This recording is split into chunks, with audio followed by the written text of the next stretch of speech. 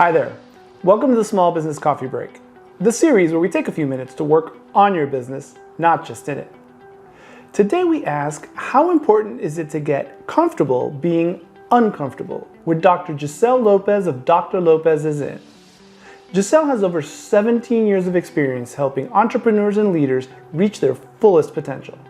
So grab a cup of coffee and let's get into it.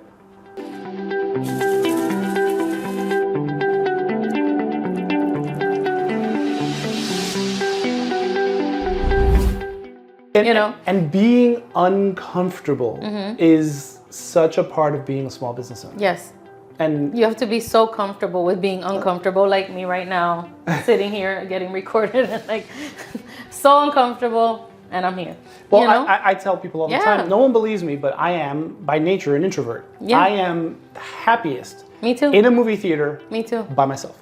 Yeah, same. But I found that for my business, having to overcome some of that, that feeling of that inertia. That was an important part to help my business grow. Of course. Nobody's gonna knock on your door and be like, does anyone sell insurance here? It's gonna be that you tell people, hey, this is what I do. And that's a huge thing for coaches and therapists that is a big limitation. They don't teach us in school how to do business or marketing or any of that. So then it's kind of like, you know, you get to be resourceful and kind of find out and learn on your own. And that's one of the things that happened to me as well, was getting out of my comfort zone and doing the kinds of things that my peers aren't necessarily doing. You know, how many psychologists are in our networking group? No, very few. In fact, you know, I was in glad any BNI you've ever been to, or in any chamber of commerce, like they're not there. Common at all. Not very common at all. And it's like I don't want to be salesy, and it's like you can have it just be information. Like, hey, I'm here. It doesn't mean you have to come see me, but it's just informing people of what you do. And again, it's putting yourself in a position with people who can help you do that. Right. So, because understanding, for instance, it took me a long time to realize that I don't like to be salesy either. It's just totally against my persona. Right. In fact, if I feel like I'm being salesy, I will refer the business someplace else, because I just don't want to be that guy. Right. But I realized that the reality is that you do have to instruct people kind of which way things are supposed to go, and that there's an audience for me. Right. Exactly. This is a huge world, and there's an audience that will hear what I have to say. Yeah. And what maybe sometimes, or some of those limitations I know I've overcome have been questions of overcoming that reality. It's like, I'm good with my audience. Yes. I don't have to be Gary Vee's audience or Kim Kardashian's audience, or I'm just trying to vomit names of famous people on Instagram. But the reality is that they're not my goal. Right. Exactly. And you put the content out there, and then the clients that are meant to be your clients will find you, and they will enjoy your content, because like attracts like.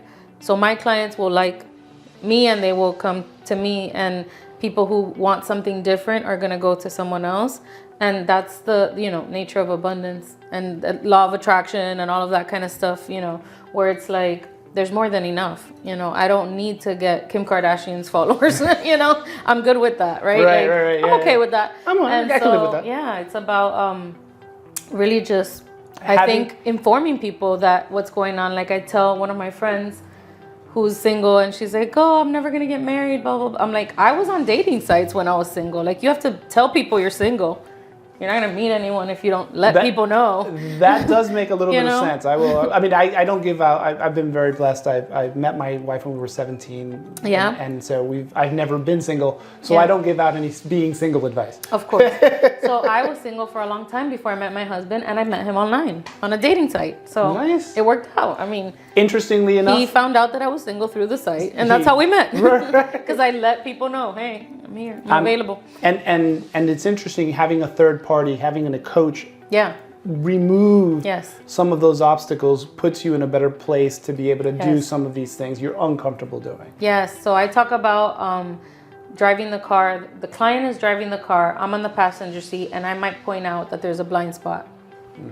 And when you're gonna throw yourself and you're like, I didn't see that car coming. Right. It's like, hey, a car's coming. Just that little bit of extra information Yeah. that might lead you to make a slightly different choice. Yeah. That's a great way of looking at that. Let's keep the conversation going. If you have any questions you'd like to ask Dr. Lopez, ask it in the comments, or her contact information is in the description. If you have any questions you'd like me to ask Dr. Lopez or any other professional in their field, my contact information is also in the description, and I'm always available via DM. See you next week for another cup of coffee and more questions answered.